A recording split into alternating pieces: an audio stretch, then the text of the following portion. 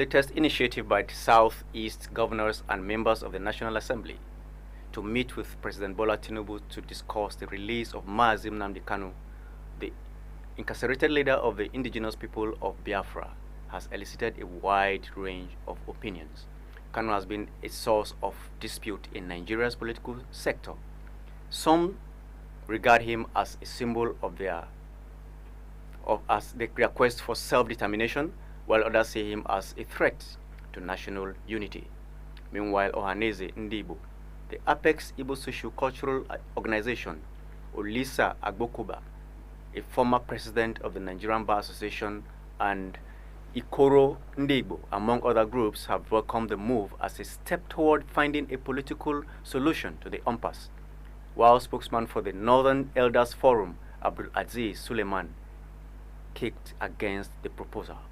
Suleiman argued that Kanu's release will undermine the country's criminal justice system and embolden separatist groups. Welcome to today's episode of Media Squad. My name is Stephen Abba, and with me on the show once again is Patrick Aka.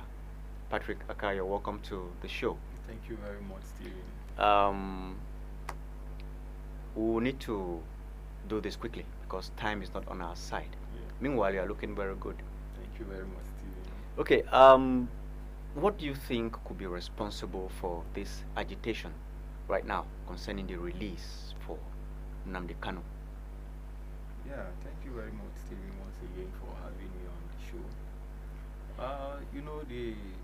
There have been issues in the southeast. Issues of particularly security issues, where we've been having there's this sit-at-home call. Yeah.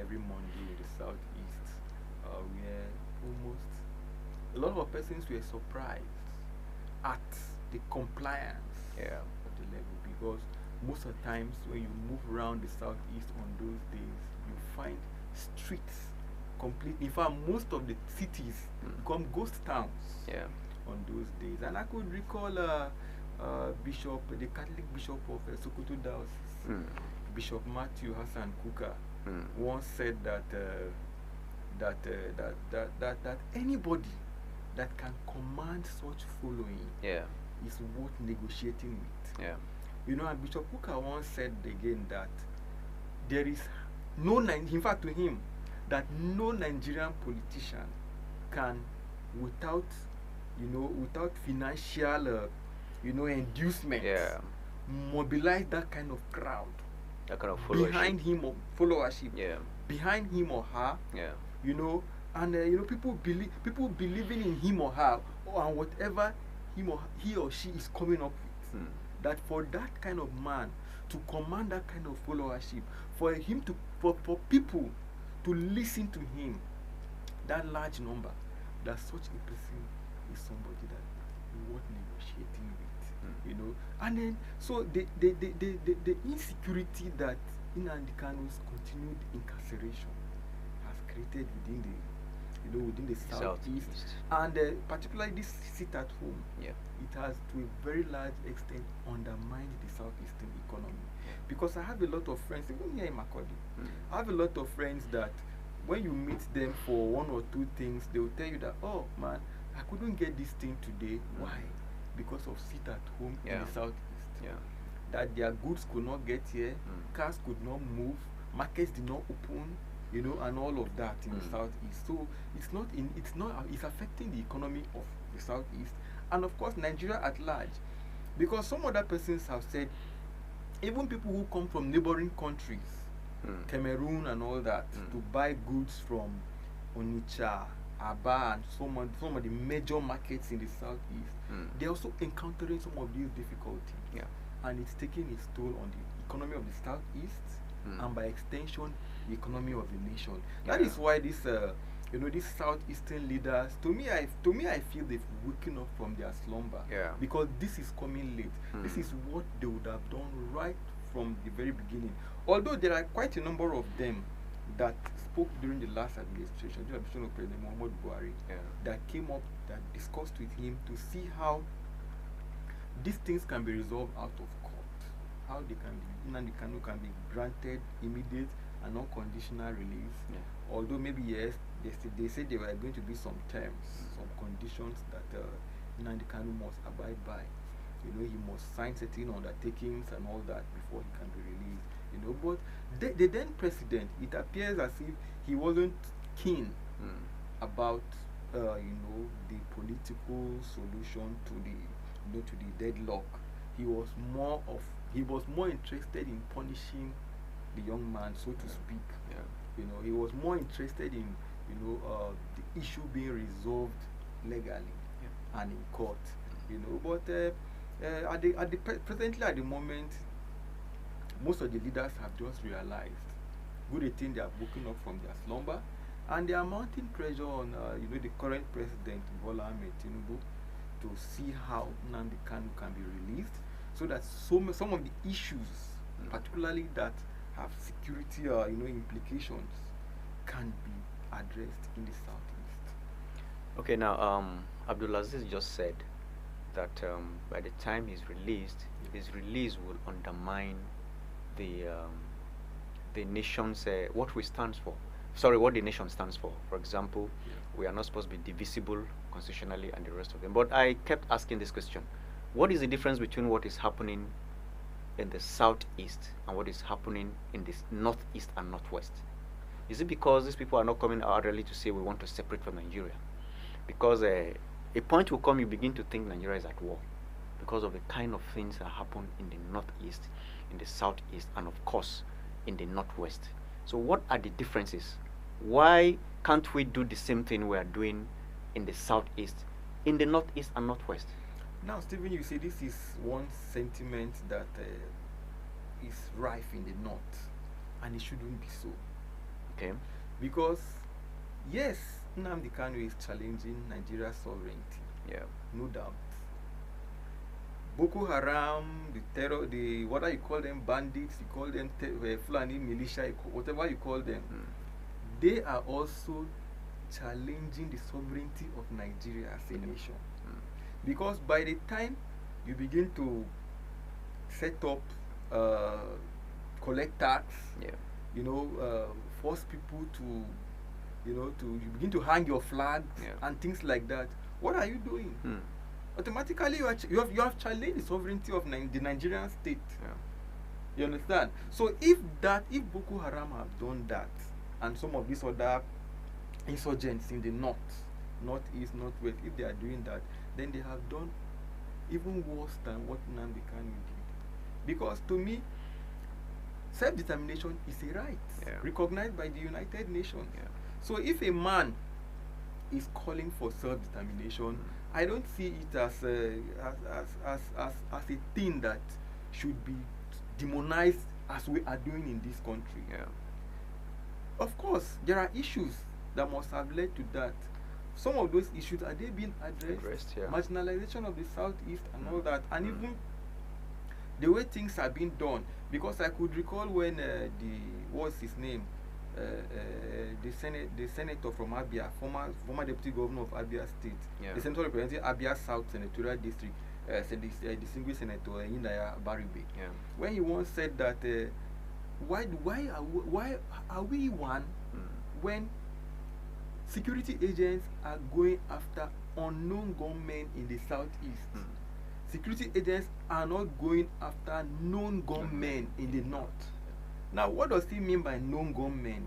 We saw viral pictures and even videos of this Islamic cleric, you know, Sheikh Gumi, you know, holding meetings with bandits, sitting down with them. So to him, he felt that those people were known. That why was the Nigerian security, you know, apparatus not deployed to see to it that those people are arrested and brought to book? But war is being declared against on gunmen said to be unknown, you know, in the southeast.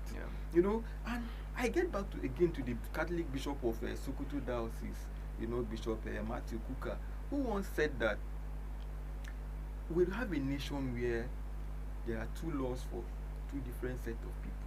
He said we have laws that makes provision for certain persons to get away with everything, and then we have laws that that makes it possible or makes it impossible for certain people to get away with anything. Yeah. But this is what is at play, you know. So, like you rightly asked, then what is going on in the northeast, northwest, as it were, and in the southeast? Nothing really much. I see it as what, as a challenge to Nigeria's sovereignty. Yeah. And what is good for the goose is also good for the gander. Yeah. If Nnamdi Kanu can be put on trial for challenging Nigeria's sovereignty, I don't see why we don't have some of these elements in the north And even to also being put on you want to trial. buttress your analogy, you see that the persons that were arrested, probably the bandits, Yes. Boko Haram, and they are now absorbed into the military, and they're now given you were paid, you are given a job to kill, because these people actually killed, and Yes. now they are in the military. And I kept asking myself this question: are we not learning from what happened in Afghanistan? Most of the persons that are in government now were actually former terrorists, because they were Exactly. absorbed into the military. The And military. immediately the United States withdrew its presence. These same people came back as terrorists, took over government, chased the people that were there already, and now they are the ones in charge. In charge. I think we should begin to learn from this. Exactly, stories. exactly, Stephen, like you rightly said. In fact, that is one of the reasons why the Afghan government could not stand Yeah. with the withdrawal of the United States Yeah. and its NATO allied forces. Yeah. As soon as they withdrew, the government could not stand, because even some of the persons who are in the army, who worked with the United States, even went back, Yeah. because the US even gave the opportunity to some of those people who were in the Taliban to even be part of them. Yeah. So immediately they withdrew. Those ones teamed up with the former ones, and it was just It was a a walkover. walkover. It Yeah. was a walkover. It was a walk in the park. Yeah. And before you knew it, as soon as they were coming, the man who was in charge was even looking for the exit door, because he knew that he doesn't have the force to what it takes to stop them. So the best thing was for him to flee. So And that now, was exactly what happened. So, like you rightly said, we yeah. don't seem to be learning from some of these things, because you cannot tell the state of this. This is more of an ideological thing. yeah, it's These difficult people to have been radicalized, indoctrinated, indoctrinated, radicalized, radicalized, yeah, and How are- weaponized. Thank you, Yeah. weaponized. So how sure are we that these people have been de-radicalized to the point that in future Now they that will is not a constitute question. the real threat to national security, Yes. as the spokesman of the Northern Elders Forum is saying. Yeah. That Nnamdi Kanu is going to constitute a threat to national security. How? Is that true? I need you to say something on that. Well, you see, the thing is that if you say he's currently okay, if you're saying his release will be a threat to national security, It's undermine. it's undermining Yeah, national Nigeria, security? yeah. Is it his incarceration that is not undermining national security? It's even undermining national security the more. You know, it's even undermining national security the more. You know, so I just feel that the best way to go is what the southeastern leaders are doing. Yeah. The senators, the House of Rep caucus, the Southeast House, the Southeast caucus in the House of Reps, what they are doing, the various, the Pan-Igbo socio-cultural group, the Ohanese Ndigbo, the leaders of Ohanese Ndigbo, the leaders of even the youth wing of Ohanese Ndigbo, the Southeastern governors, the 5 of them, you know, the 15 senators from the region, they've all come together and they are speaking with one voice. Yeah. And so many other leaders even made mention of the legal luminary and senior advocate Olisa Bakoba and the rest, who are lending their voice and commending some of this pressure on Mr. President to see how reason can prevail. Okay, now. And let this young man be set free. And if he has promised to drop some of his agitations, let them listen to him, give him the opportunity, and let him drop this agitation. And aside that, let some of those issues fueling some of these agitations be addressed, so that really we can see a country where everybody can really sit back and say, yes, we are really one. Okay, because now at the moment, I think with the way things are going, one can say that one Nigeria is we are yet to get there. Now maybe you should say something quickly on this. How has his continued detention impacted politics in Nigeria?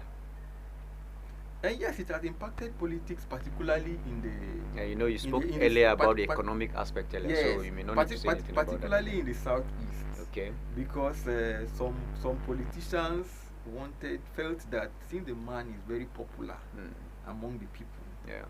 that they feel that if they endear themselves To him. to him, or they identify them, or they make the people feel that they are sympathetic to his cause, that it will translate to electoral victory to them, of which to an extent I will say yes, and then to an extent maybe it could be mere coincidence, because somebody like the senator representing Abia North, former governor of Abia State, that's Odus Okalu. I think he was majority whip or deputy majority whip or so in the 9th Senate or so, something like that. He was holding one of these, principal offices. Yeah. You know, he came out and started this call, although as an individual, and a lot of persons felt that, oh, maybe it was because elections were around the corner that he was doing this. You know, even the governor of Anambra State too has come out as an individual. Then, in fact, he was even saying, in fact, he came out to say that Nnamdi Kanu should be handed over to him. Yes. You know, he said that Nnamdi Kanu, that he as governor is guaranteeing, or is going to stand as a surety for Nnamdi Kanu. That Nnamdi Kanu should be handed over to him as a person and as governor of Anambra State. You know, and of course, the the senator representing Abia South, Abaribe. You know, when Nnamdi Kanu was to be granted bail, you know, before the Operation Python Dance was declared against him and his and his subsequent escape from the shores of the nation, you know, he needed a senator. Abaribe offered to sign among the people, because this was one of the bail conditions, was that a serving senator, he must get a serving senator's signature on his side. Abaribe was the person who did that for him, who came out. And you could see what happened. That made the man popular. He was in the PDP when he was even minority leader in the 9th Senate. You know, and of course, he's from the same senatorial zone with the former governor, Okezie Ikpeazu. Of course, he couldn't clinch the party's ticket, that the PDP's, ticket. And what did he do? He left for the All Progressives Grand Alliance, ABGA, and won the elections there, defeating the incumbent. You know, as a result of what? Some of this, this popularity he has gained for identifying with Nnamdi Kanu. So to a very large extent, Nnamdi Kanu's sympathizing with him has a way of endearing any politician or any political actor with the masses. Okay, let's see that with the generality in the of Southeast Nigeria. in particular. Yeah, let's talk about Nigeria now. How has his continued incarceration affected politics in Nigeria? Has it probably divided the relationship between the federal government and the Southeast, or are some persons in the Southeast taking advantage of his incarceration? These things come to play once in a while. Yes, you see, the thing is that if you say that we may not have iron cast evidence to show that, like I said earlier, we may not, we may coincidence that some of these persons sympathetic to his cause, emerged victorious, in the last election. But one thing I can really recall was that in the build-up to the 2023 elections, this was one of the things that was used against the presidential candidate of the Labour Party. A lot of persons, particularly from the north, wanted him to dissociate himself completely. And that would have been suicidal. Back home, So he didn't do that. Because they wanted a situation where he will come out openly and condemn Nnamdi Kanu and what Nnamdi Kanu has been doing and what he stands for and things like that. But he didn't do that, So a lot of persons used it against him. I could recall that one of the spokespersons of the PDP, Daniel Bwala, was always saying that anytime, every opportunity he has to speak any issue, when anything has to do with Peter Obi, he's always raising this issue of Nnamdi Kanu, this issue of IPOB, you know. And then when some persons asked him that why is he always hammering on some of these issues, he said, well, in politics it is a normal thing that you always look for the weakness of your opponent and you look for a way of hyping it. As you are hyping your own strength, you're also hyping the weakness of your opponent. You know, and things like that. So maybe to an extent, of course, Nnamdi Kanu is somebody that the average Northerner does not want to hear in the North. Yeah.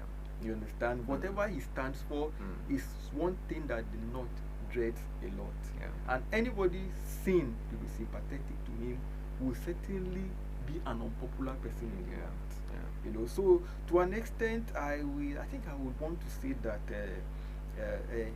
Peter Obi's failure to openly condemn Nnamdi Kanu, what he stands for, I believe that to an extent it must have affected his popularity in the North. Okay, now what do you think are the maybe legal implications or political implications for Mr. President, or even diplomatic implications if he assents to the demands of the people asking for the release of Nnamdi Kanu?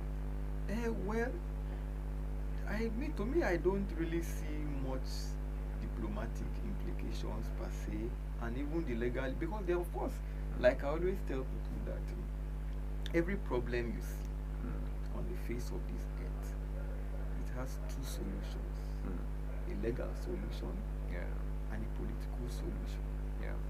Every problem you see, even a quarrel between a husband and wife, it has a legal solution and a political solution. Because by the time the wife calls her father and her mother and her brothers and sisters, and the man too calls his brothers and his fathers and his mothers and his family, and they sit down on the round table to discuss, what are they looking for? A political solution. You know, and there are also instances where they may say, okay, no, when both parties are maintaining their rigid positions, they may decide to say, okay, let us go and settle it in court. You know, and of course, some persons have even said concerning this issue, why they should adopt a political solution is that legal solution, most times one person lives happy, the other person lives sad. But in most cases, when political solutions are employed or adopted, both parties live what? Happily. That is why a lot of persons are saying that the issue of Nnamdi Kanu should be resolved politically. And of course, like you rightly asked, if there will be political solutions, if the president accepts or bows to the pressure from leaders of the Southeast, I think, well, maybe the average Northerner may feel that maybe he's pursuing a Southern agenda. Maybe he's looking for ways of boosting his popularity in the Southeast to the detriment of the North. It is a sitting between the devil and the deep blue sea now. And the deep blue sea. And of course, again, currently there is this interview granted by the former senator representing Kaduna Central, senatorial district, in the person of Comrade Shehu Sani. He said something that there is a regrouping in the North against the president.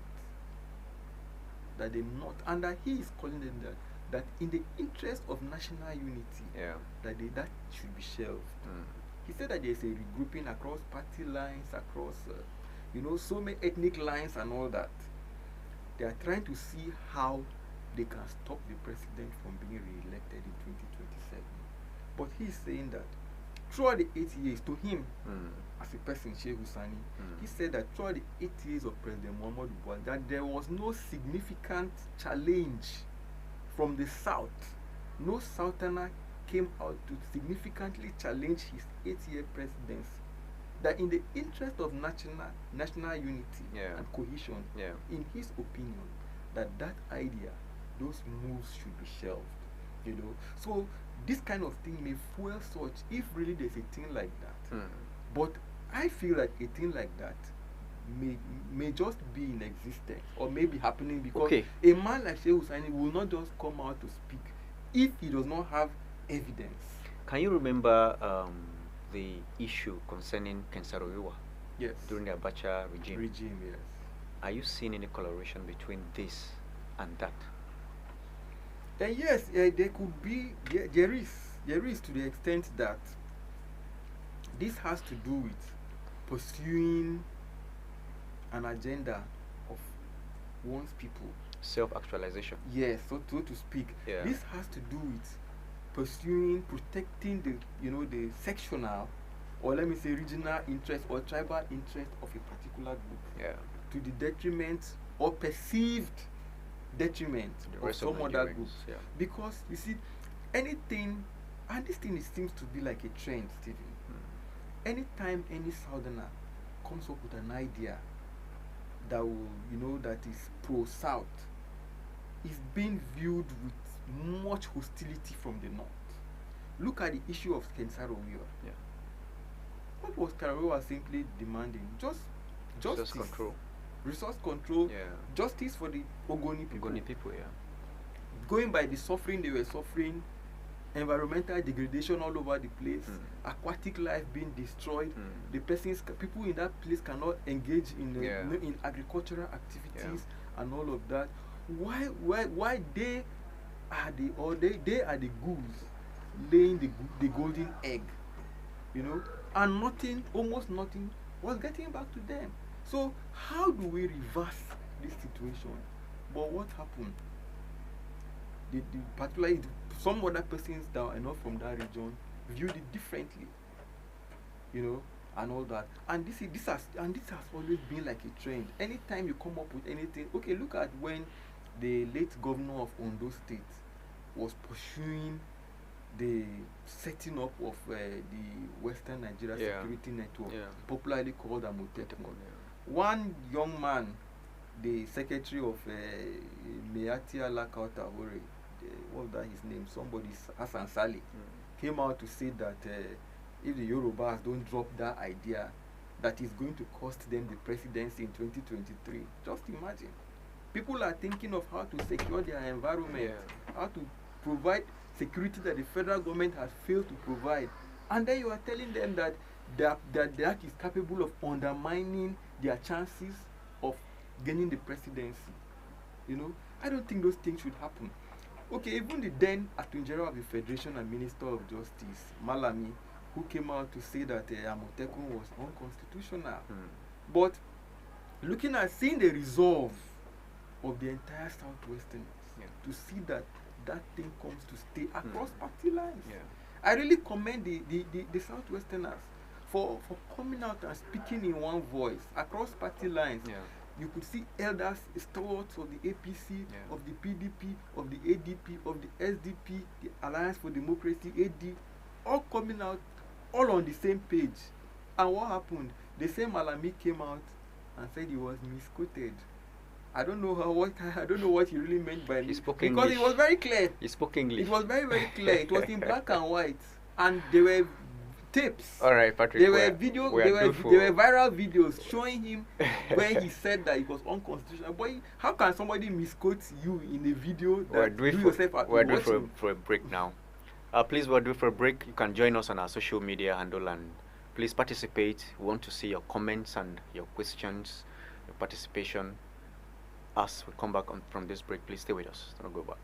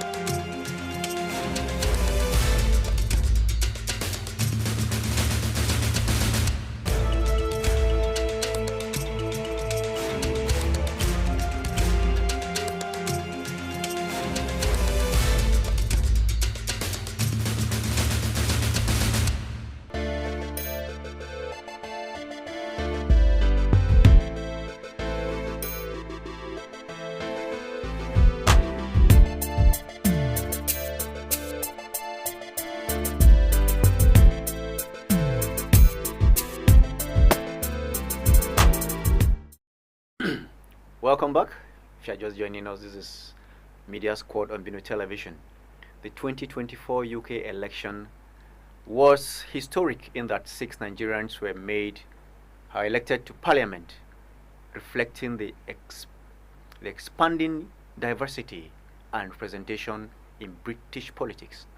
These new MPs, drawn from a variety of origins and areas, represent the UK's diverse cultural landscape. Their election demonstrates the Nigerian diaspora's growing political engagements and impact, as well as a larger trend of inclusivity or inclusive government.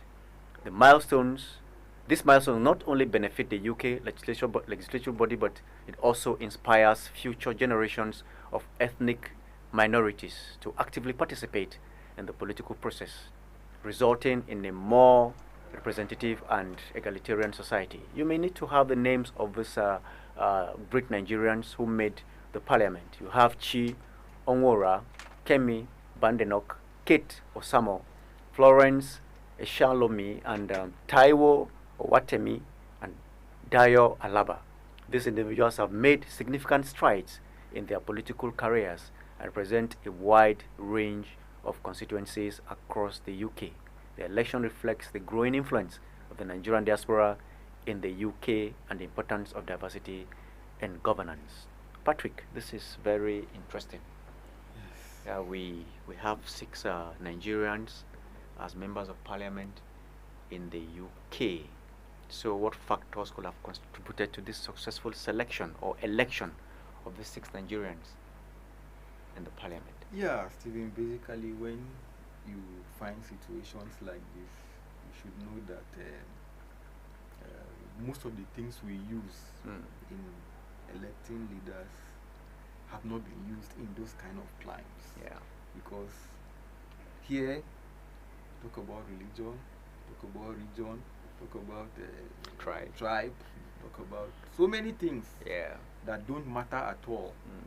You know, those things that don't matter at all are the things that we use as criteria for electing leaders, and that is why we end up with the kind of leaders that we end up with. That is why most of the times I tell people that, and I agree with sociologists who say that every society gets the kind of leadership it deserves, because you have the opportunity as electorates to determine who governs you. Of course, the Nigerian electoral system is improving by the day, no doubt about that. Nigerians don't seem to be taking advantage of that, you know. So, like you rightly said, the factors: one, competence. To start with, there was a level playing field has been provided for the people of the United Kingdom to express themselves through the ballots. Yeah. Level playing field has been provided, and of course, if you listen to the speech by the outgone Prime Minister Rishi Sunak, he said he took full responsibility. He congratulated Starmer, the new Prime Minister, congratulated him, the Labour candidate. He is of the Conservatives. He congratulated him, wished him well. He said he takes full responsibility. And what did he say above that? That the people of the UK have spoken. That the people of the UK have what? Spoken.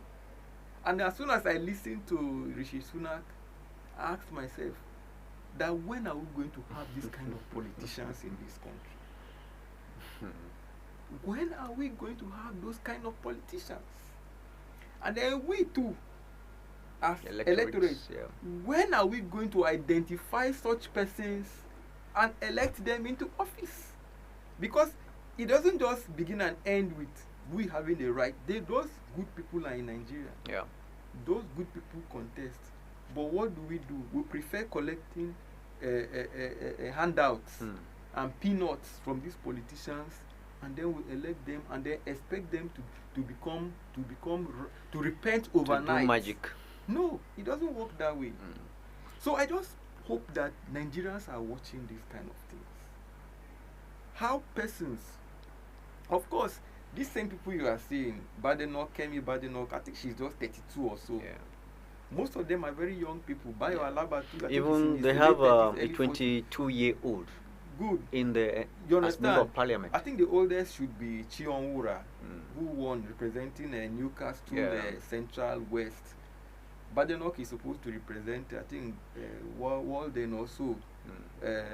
Taiwo is representing what do they call this place? Bio, of course, Bio is South End East. You know, Taiwo is somewhere in London anyway. She's supposed to represent. You know, so all of these people, what really made them popular? What endeared them to the British electorate for them to have won? Is because of what they have, the capacity they have shown. They have shown integrity.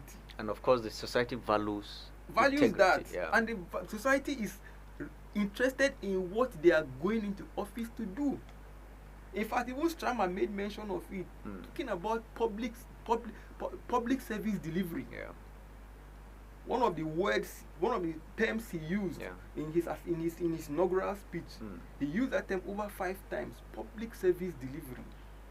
Do we have that kind of thing in Nigeria? What we have is somebody who takes over power, feeling that it is his turn. Yeah. It is his turn to do what? to inflict more pain and more hardship on the people he claims elected him or what? You know? Now, what can we learn from this? Nigerian government, Nigerians as electorates, and a Nigerian government. What have we got to learn from this? No, what the Nigerian government need to learn from all this is that I wouldn't want to say the Nigerian government. I would like to say Nigerian government. Yes, let me start with the Nigerian government. Let's look at it this way. The Nigerian government must ensure that a level playing field is provided. Yeah. INEC, the electoral umpire, is as independent as it can be. INEC must live up to its name. Look at what happened in Adamawa State. When the REC announced the winner of the election as against what is provided by law. What is in our laws say that a declaration should be done by the returning officer. And not the resident electoral commissioner. But the REC did this, and just imagine the woman herself, the supposed beneficiary, issued an acceptance speech. That means she was part of it, because Binani cannot tell us that she was not aware that what happened was an aberration, that what happened was unconstitutional, illegal. You know?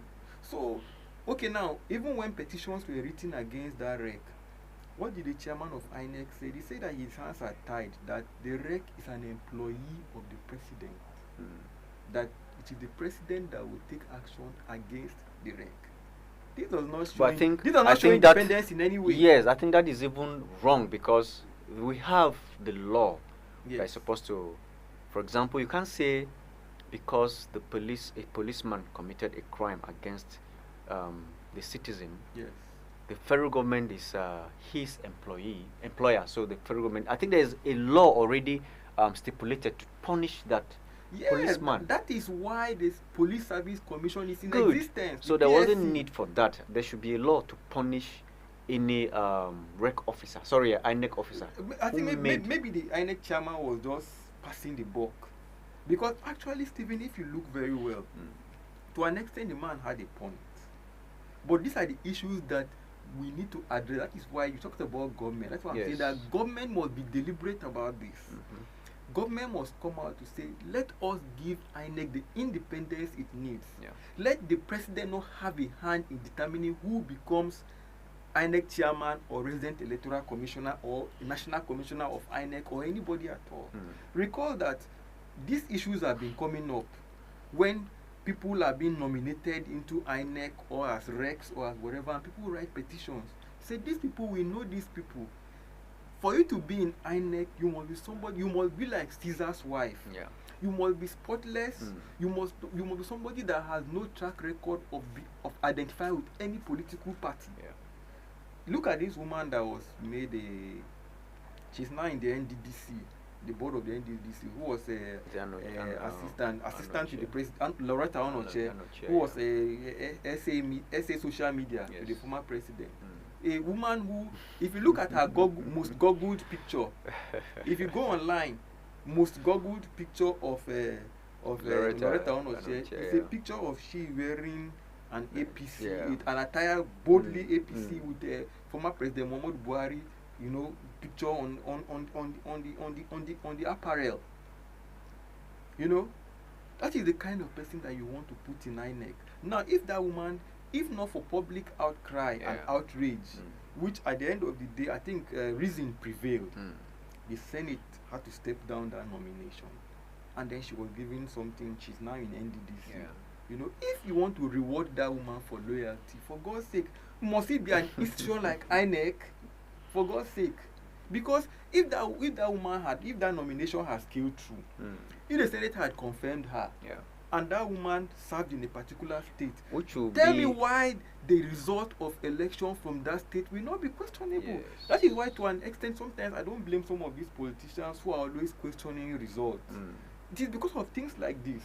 Because when the level of the level of the unbiasedness of the umpire Yeah. cannot be ascertained, how do you expect people to such a result not to be Okay, now. such a result to be credible? Of course, the more a rec or an INEC official, Yeah. a returning officer is seen to be biased, the more, Be more the result that is questionable. coming from him, Yes. the credibility of that result erodes. So now, what are we supposed to learn as Nigerians from this singular thing that happened in the UK? Very, very simple. Focus should not be on some of these parochial sentiments, All right. like religion, region, party. Because in fact, in Benue here, some days ago, I was telling some people that why must it be APC or PDP? Sorry, Stephen, I have to mention names of political parties. Why must it be APC or PDP? We are denying ourselves of good governance in this state. There are credible candidates who are contesting outside these two political parties. Yeah. But people are not looking in their direction. People are. I won't hear people who tell you that, oh, we don't know those parties. Parties don't govern, for Christ's sake. Individuals It's do. people that govern. Individuals do. Yeah. And these are parties that don't prioritize what you need. Look at the selection process. Do they prioritize competence? Do they prioritize character, integrity, capacity? No. These are people that what basically they consider is party loyalty. How long have you been in the party? How well have you served the party? How long have you served the party? Whether It's you all have about served the the party party. well, whether you have not served the. We can't get it. We can't go anywhere with All right, all of this. Patrick, So quickly. we as Nigerians, Yes. we need to focus on candidates, Good. getting in the right persons into the right offices, as Okay, the people now. as the people of United Kingdom have done. And of course, from my own point of view, Stephen, the new UK Prime Minister has started well. He has called the Prime Minister of Israel and the Prime Minister of Palestine, Mahmoud Yeah. Abbas and Benjamin Netanyahu. He has told them that he wants a ceasefire in Gaza, Yeah. and that he has told Netanyahu that they have to find a way of getting the rate at which aid gets into Gaza to civilians. They need to increase it. It needs to be ramped up. Yeah. You know, and of course, the one of the policies which Rishi Sunak, the former Prime Minister, pursued vigorously, which was the sending of asylum seekers to Rwanda. Rwanda, He has yeah. completely cancelled it. He said it was dead on arrival. That was what he said. So from my own point of view, just these two steps in the last couple of days, to me, I feel that Okay, they Nigerians started on the good Nigerians are note. asking these questions that now that we have 6 Nigerians as parliamentarians in the Yes. UK, does that mean these people will speak for Nigerians in the UK? You know, these sentiments play once in a while. Because your brother is in the Senate, you expect your brother to talk specifically about your case. Yes. So I don't know, is this right that Nigerians should be thinking that parliamentarians of Nigerian extraction should protect Nigerians in the UK? Are they there for Nigerians or they are there for the UK people? I need you to. Yeah, Stephen, they are there for the UK people, Yeah. because it is not only Nigerians that elected them. Yeah. So they are UK citizens of Nigerian descent. Okay. So they are there to protect the interest of their various the various persons that elected them to represent them, because that is what the law and logic of representation is all about. Yeah. It's all about you going in there, because everybody cannot be there. Yeah. That is why the entire country is broken into senatorial districts and federal constituencies, Yeah. so that one person will be sent to go and represent the multitude. He is to go in there and champion the cause of the multitude, to go there and defend them. Whatever they want is what he or she is expected to do there, and whatever they don't want is what he or she should avoid doing in the hallowed chambers or in the parliament. Of course, unfortunately, that is not really the case here in Nigeria. So in the UK, we're expecting these parliamentarians, UK citizens of Nigerian descent, to go there, protect the interests of the people that elected them. All right. Then, if need be, as provided in the various laws, UK laws, if a provision for them to protect Nigerians there, good and fine. Then, back home, Nigeria here, I'm expecting Nigerians to take advantage of the relationship they may have with some of these persons, to see how problems of this country can be given global attention. Because I could recall that at the peak of the herdsmen crisis, these things were mentioned in the UK Parliament. Yeah. Nigerians even demonstrated, went to Downing, 10 Downing Street, Yes. and even went to the UK Parliament calling for international, trying to see how this thing can be given All right, international publicity. Patrick, this is know? a good place to leave it. Yes. Look forward to having a more interesting discussion with you on a more interesting topic. Thank you very much, Steven. This is where we draw the curtains on today's episode of Media Squad. We'll say stay tuned and watch the rest of our programs. My name is Stephen Abba. Have a lovely day.